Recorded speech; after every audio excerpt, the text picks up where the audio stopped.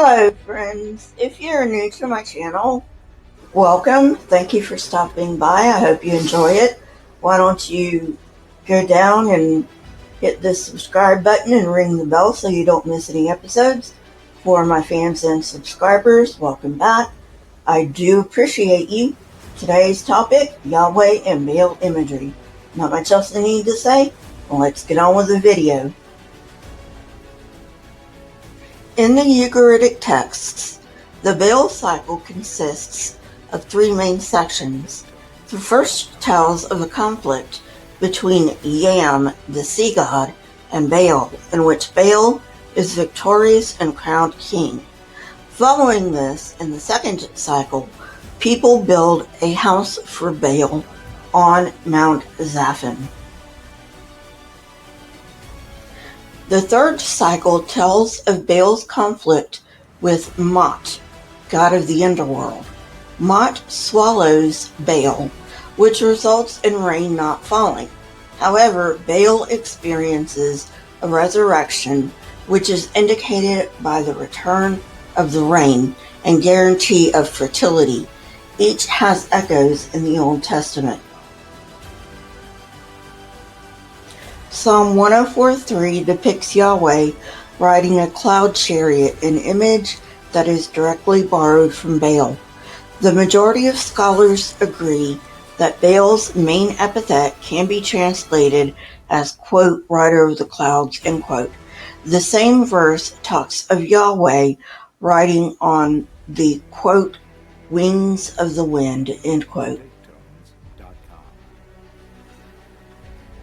The implication is that winged horses that symbolize the wind pulls his cloud chariot. This idea can also be found in Psalm 18:11 as well as Habakkuk 3:8, although no wings are mentioned in this verse. Psalm 29 is connected to Yahweh's kingship. Verse 3 alludes to his sovereignty over the cosmic waters, and thus it is most likely that verse 10 is talking about these cosmic waters, not Noah's flood. In this psalm, thunder manifests Yahweh's kingship just as thunder represents Baal's kingship. It is also interesting to note that thunder is also tied to both Baal's and Yahweh's voices. In fact, Psalm 29 is so close to the Baal mythology that a number of scholars, including H.L. Ginsberg, concluded that Psalm 29 was originally a Canaanite psalm that the Israelites adopted wholesale, only substituting Yahweh for Baal. However, this position cannot be proven. For the sake of scholarship, it is safer to assume that this is an Israelite composition that was modeled on Baal mythology. The reference to the quote-unquote sons of gods is reminiscent of El, but does not prove that this was borrowed from the El mythology.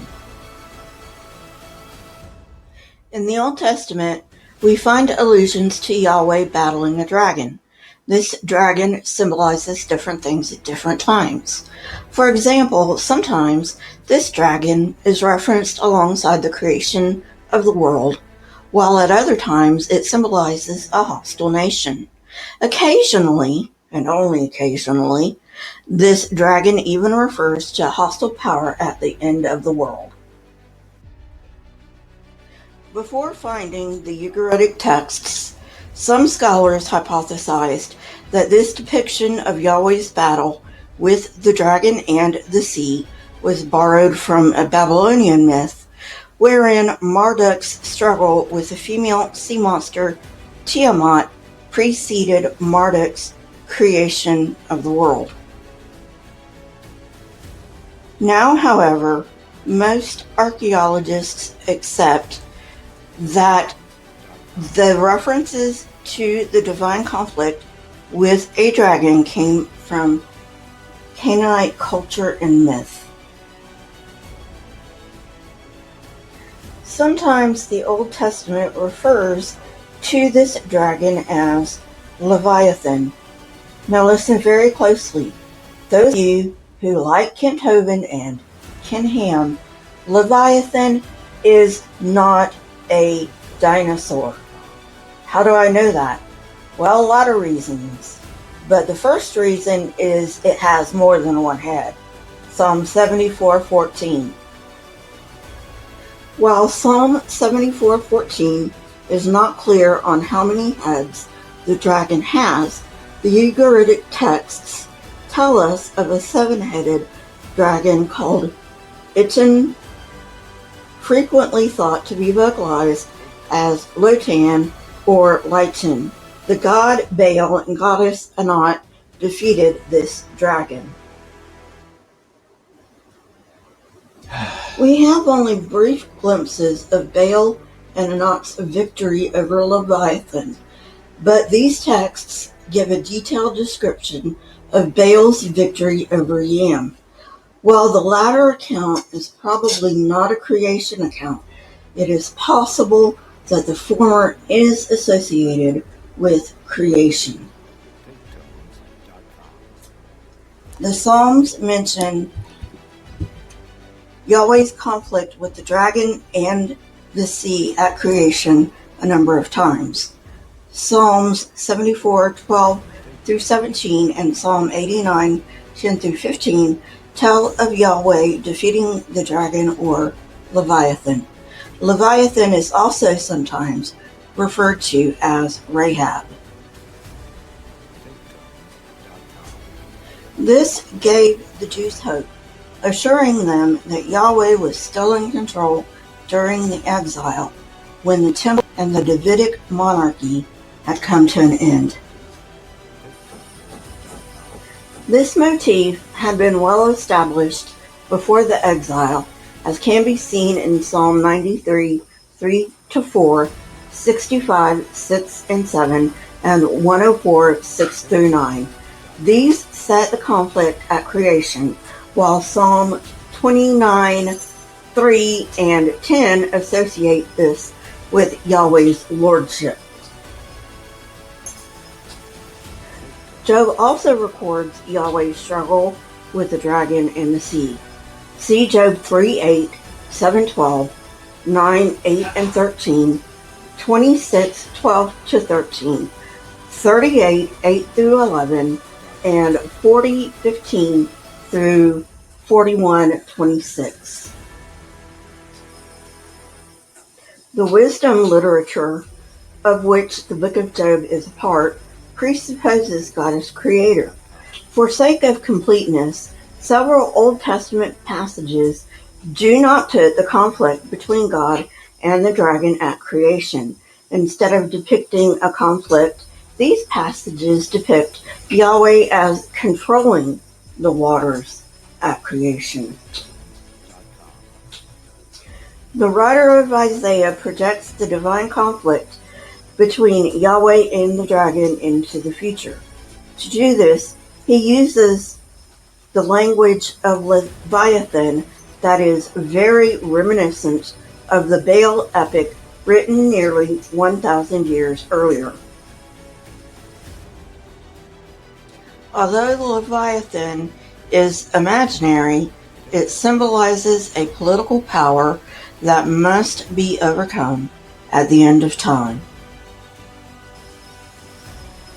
In the Ugaritic texts, we find numerous references to Zaphon, Baal's mountain home.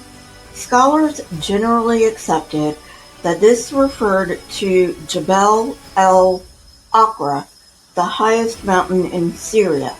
The Ugaritic texts have confirmed this. This name was transferable to other places, since a place called Baal Zaphon could be found in Egypt. Psalm 48:3 also applies the name of Zaphon to Jerusalem. The psalmist applies this name because Jerusalem undergoes attacks from the forces of chaos just as Mount Zaphon does. Psalm 48:3 did not make sense before we found the Ugaritic texts. In part, it reads, quote, Mount Zion in the far north is the city of the great king, end quote. Jerusalem is not in the far north. However, if the Hebrew is taken to mean, quote, the heights of Zaphon, end quote, it could be an appropriation of Baal's mountain home. Now the only thing left to explain is how we get from, quote, in the far north, end quote, to Zaphon. Hebrew and Aramaic both borrow the place name Zaphon for their word for north. On a final note, a papyrus has a pagan version of Psalm 20 which replaced Zion with Zaphon. Well, friends, that's it for today. I hope you enjoyed it. If you did, hit that like button, press the subscribe button, and if you want to know when I come out with new content, hit the bell next to the subscribe button. My Twitter, Discord, email, and PayPal links are in the description, along with the source that I used for this episode. If you wish to get in contact with me, you may do so on my Twitter or email. Also, please leave comments in the comment section. Not only do I love hearing from you, but it also triggers the YouTube algorithm. Keep learning and searching for truth. Here are a few videos from my library. If you have not watched them yet, go ahead and watch them and tell me what you think. Until next time, friends, stay safe and goodbye.